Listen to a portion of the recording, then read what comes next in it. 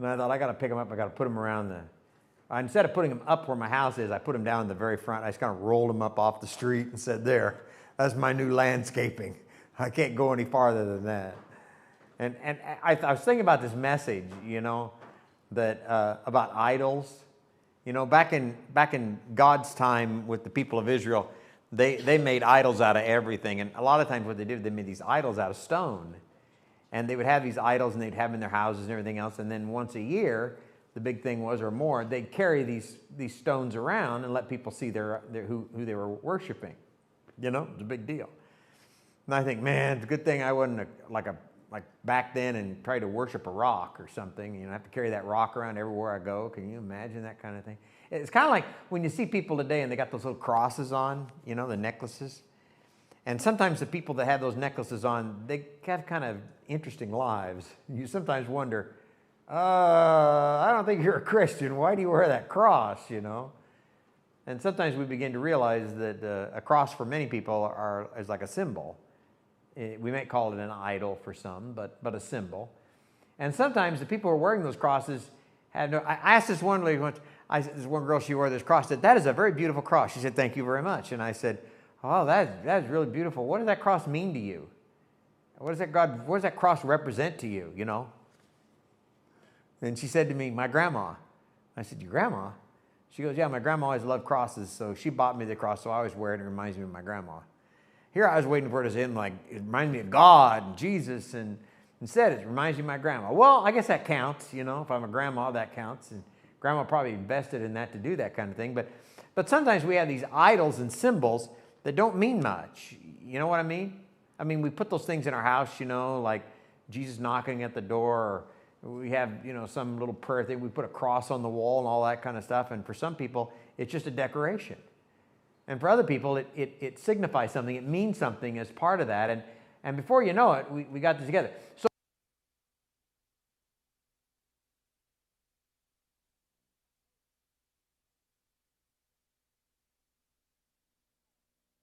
it's above murder and all kinds of other stuff. And he says to him, I want no idols. That's what I want. Tell the people I want no idols. You with me? Nothing from heaven, nothing from earth, or nothing from below the earth. No fish-looking idol. I don't want any of that kind of stuff. I want no idols from the people. Now, you and I today would probably go, well, that makes sense to me because I don't have any idols in my life, But in the people of God's day, back in the Israelite, and of all things, when they were in captivity, they went to the haven, to the main place where everybody had idols. I mean, in Egypt, they had hundreds of thousands, millions of idols. Everything was an idol. If it was a locust, if it was a rock, if it was a stone, if it was the water, if it was a reed, if it was cats. They had idols of cats because, cats had lots of kittens, so they were a fertility god, and they got rid of mice, so they were a god that protected their house. And I mean, they had idols everywhere, scattered all over. And if you went into a place, the first thing you saw was this big cubicle or area they'd have in each of their houses, and they had this idol that would be right there, It'd never be empty. They'd always have an idol there. And then they had a little carrier next to it where you'd have to get like 5 or 6 people once a year to help you. You'd take that idol out, and they'd put it into this carrier, and they'd walk it around so everybody could see what the idol looks like. And they'd bring it back into their house, God said, no idols. And the reason he said it was because he said there's a thing within our human nature that we have an issue with. It's like Adam and Eve. Before you know it, you're the created, but you will soon try to be the creator. That's the Adam and Eve issue, right? And he said that seed is within each one of us. We have a tendency not to follow God. We have a tendency to follow ourselves, We become the creator. And we got it all together. We got what's going on. God said, I don't want any idols. I don't want any idols, he said. Because he said, if you have an idol, after a while, a subtle change is going to take place. Now, I want you to hear this. The subtle change is you look at something and you say, that represents something. And then before you know it, it becomes something that you worship. So the idol becomes something that doesn't remind you. It becomes something that you worship. Y'all with me? It's like the cross that Grandma gave me, it may not represent anything about faith, but I'm going to hold on to it because it reminds me of Grandma, and I love Grandma, and I kind of worship Grandma a little bit. You know what I'm saying here? And Jesus said, God says, I don't want any idols, because you get an idol, and it's one step away from worshiping that as like a God. Y'all with me? And that becomes an issue for me. So when he had him build the Ark of the Covenant, you know, the contained parts of the Ten Commandments and all that stuff, and they marched around with everything. They went to a battle. You always heard the Ark of the Covenant coming out, you know, everything else. But the people from around there, when they saw that Ark of the Covenant, didn't know what to do with it, because they kept looking at it. Here was this box with the holders, and people would carry it. Nobody could touch it. And on top were two angels looking at each other, kneeling down with their wings. And in the middle was the space where you put the idol, but there was nothing there. And the people in God's day would send the people out to these battles, and they go, where's your God? Oh, you dropped it. There's nothing in the space. And they go, that's right, because our God is invisible. Now that was so unique and different. It was as unique as the people saying, there is only one God, and that's who we worship, instead of having 1,000 other gods. And they go, but what does your God look like? Because we all got idols. And they go, there's nothing. We have a God that can't be invisible. You understand? It's hard to do. So Connie said to me this week, what are you preaching about? I said, preaching about idols. She goes, idols? I go, yeah, second one on the list. Oh, yeah, Ten Commandments. I said, yeah, preaching about idols. So I said to her, oh, wise Connie, what kind of idol would you have to remind you of God? What would that idol look like? She said, you asking me? I go, oh yeah, I'm asking you. I want to prove a point here, you know. So what would you choose to be an idol for God? You have an idol for God in your house? Well, she said to me, a cross. But then that was a little later, wasn't the earlier thing. I don't know what I'd do. I said, what would you have as an idol in your house for God? Well, I don't know. Well, it could be a sunset picture, because God's, you know, sunset always makes us stop and want to look at it and say, that's a thing, God. Well, what else would be in it? Well, you know, beautiful scenery.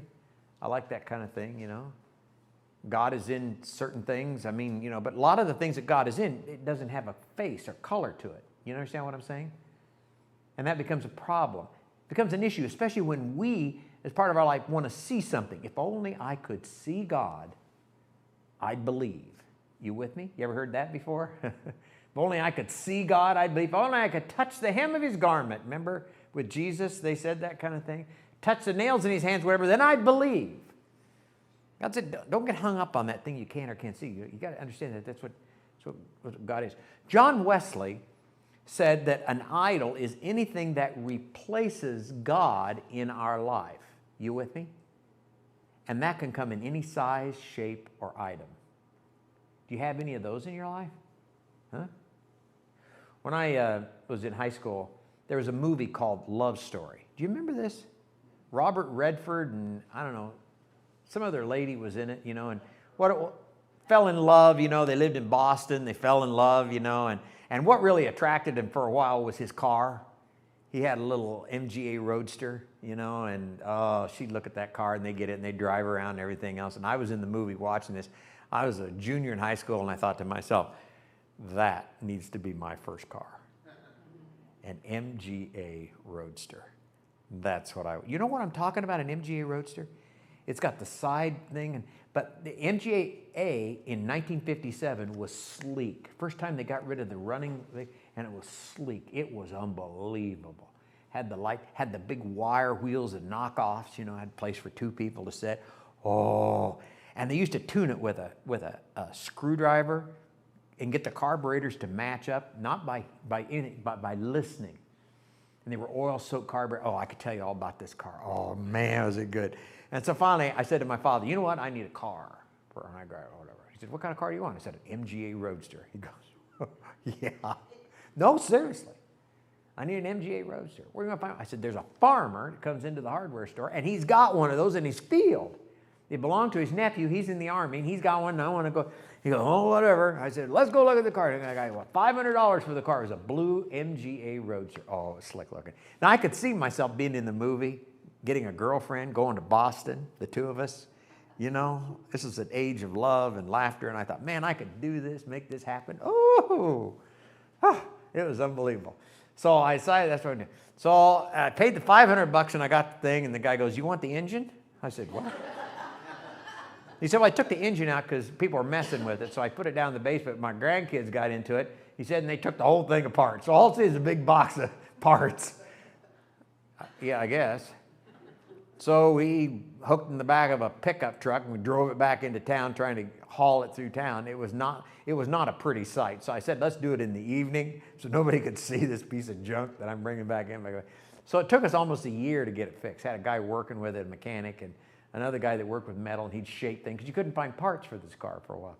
Man, we got it all put back together, and my father's waiting to do it. We had no front end, it was all bashed in. We had to put that putty in, you mix the two parts together.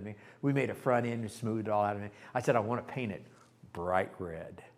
Ooh, cherry red. That's what I said I wanted. My father said, "You sure?" I go, "Yeah, cherry red."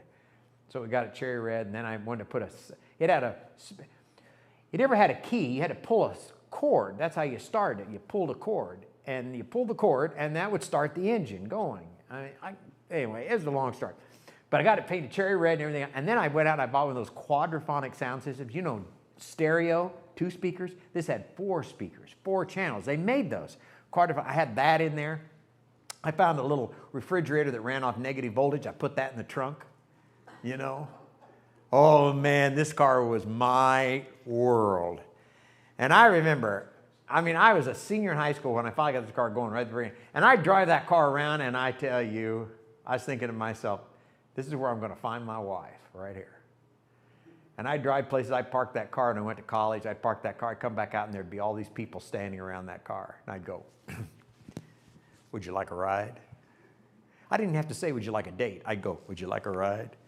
You get them in that car, that'd take care of it right there, man. They were sold. They're like, "Oh, I want a man who has a car like this." Like, oh, yeah, that happens.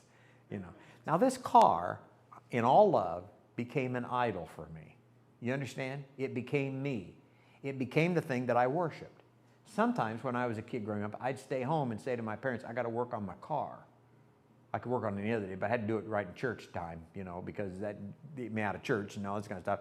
But this became an idol for me, And man, when I went away to college, man, this car was my idol. I said, this is where it's going to find my next wife, my first wife, I should say, is with this car. Everything else. And when I started with Connie, I said to her, I remember, "Would you like a ride?" Oh, yes, she'd like a ride. Oh, man, it kind of sealed the deal. It was great. Oh, it was a good car. And one day after we were married, Connie said to me, "You know what? You can get rid of that car now." What? You can get rid of that car. And I was like, why? Well, we got a van, we got another car, we got a pickup, and we got that thing. We don't need it. Oh, you don't understand. We need this car. This car is needed. Because I'd even drive around, I'd look at people turn their heads with that car. It had that sound. I could hear it today. Oh. And so I went to my very first church in Sioux City, Iowa. My wife said to me, "You need to get rid of that car." I go, So the lady who was the chair of the SPRC committee, her husband had the money, wanted to buy it. And so I came in and I said, "Where's my car?" She goes, "I sold it." Well, now, that's why 50-50 type stuff, I didn't quite understand this. It only took me 40 years to kind of come to grips with this. We've been married about 50 years now, but it took me a good 40 to get this all back to forgiveness state. And I said, "Why did you do that?" She goes, "Well, because we own everything together, right?" I'm thinking, can I see the contract for that? Because I want to. I said, "Okay, if that's what it takes, and I'll just give it up. Whatever." She said to me, "You need to sell that car." And I said, "Why?" And she goes, "Because you don't need that car anymore. You got me." That's what she said to me. I think to myself, man, that's the way it used to be for me in my life, There are things you have things like that too, I'm sure. Some little symbol, something somebody left you, something you hold on to, something that becomes almost like an idol for you. And before you know it, it captures you rather than you capturing it. You all with me what I'm saying? John Wesley said that anything that replaces God in our life, that's an idol for us. And we got thousands of them. We'll give up all kinds of things for certain things in our life. We hold it sacred. It becomes like God for us. God understood that would be the crack that's why he made it number 2. It's not just a flancy little thing. It's not where we go, well, I don't know, why are you preaching on that? It's because, you know what? That's become a major piece for us in our life. And in a society where we have to have things, and we judge ourselves on the basis of how much we have, you understand that sets us up? You understand the marketing that we get to this thing? They understand our nature. That's why they say, you've got to have this. You won't be able to breathe unless you have it. And it's in the middle of that where all of a sudden God says, you know what, we got to do something about this. You've been up there 40 days, Moses had. And God finally says to him, Moses, here's the 10 Commandments. You got to get back down there because you know what? Those people are ruining everything. And he goes back down there. They got this calf they made. It was a calf that was really an image of Baal, the bull, you know, strength and all this stuff, the one who brought us through the Red Sea, and they worshiped that. And that's when Aaron decided to build a little altar in front and say, okay, well, next Sunday, after you get done worshiping this, we're going to have a little prayer time around the altar for Yahweh. And they said, why don't we just call the statue Yahweh? Some said, we'll call it Yahweh. He said, no, we're going to have a separate thing because God's not in the image thing. Oh, geez, things are falling apart. And Moses come down and see that. It doesn't make happy. God already told him what's going on. He said, that's why I've got it up there because you know what? These people are going to fail. Anything that keeps them away from me, drags them away from me, that's what you got to watch out for. It's going to be difficult in your life. Think about the things we have it drag away from us. Sometimes pastors in churches become idols, you know? When I grew up, I had a guy named Jerry Brown. He was a great pastor, and he was an amazing guy. And he was there at our church for like 16 or 18 years. He was there forever. I grew up with this guy. That's how I got into the ministry, was this guy. And when he left, the whole church left. The whole church fell apart when he left. We was an idol for us. And we had several other pastors. They were only there for like 1 year or 2 years until they found another pastor they brought. You know what his first name was? Jerry. And they loved him. He wasn't a good pastor at all, but his name was right. And that made all the difference in the world. You hear what I'm saying, friends? We got idols all over the place. We bring up, we put together.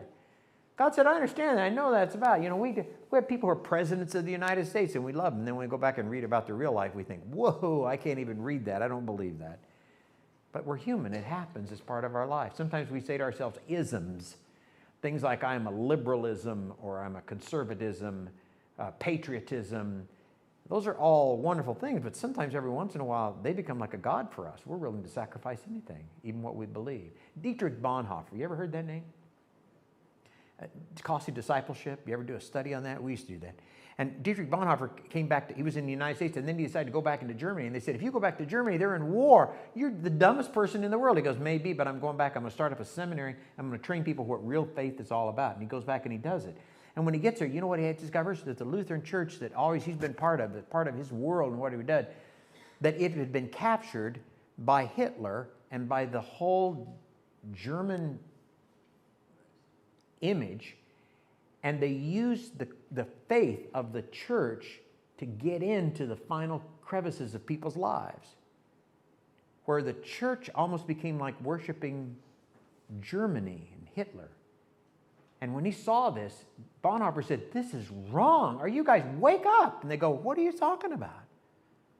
We got everything. Instead of a pope, they had a guy who was part of the German information system, was the head of their operation. It was so subtle, so changed. You understand that? It was a terrible situation. And Bonhoeffer said, you can't do this. And finally they arrested him to try to shut him up because he kept going around going, I don't think this is faith.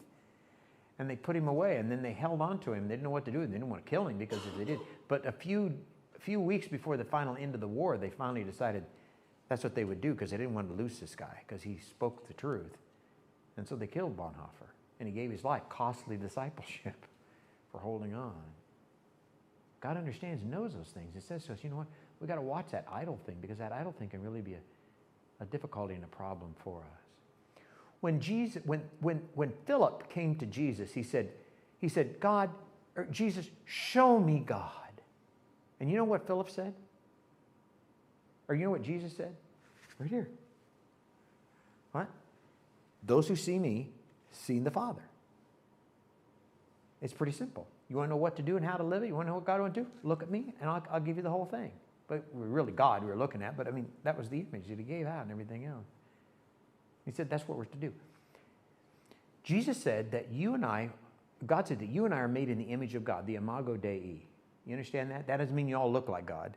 I'll get that real clear. What it does say is that you are God's image. You're God's ambassador within the world. Remember when Paul talks about that? You are the ambassador of God within the world. People want to see what God looks like? Huh? They first of all see it through you and your actions and things you do, where you intercede within their life.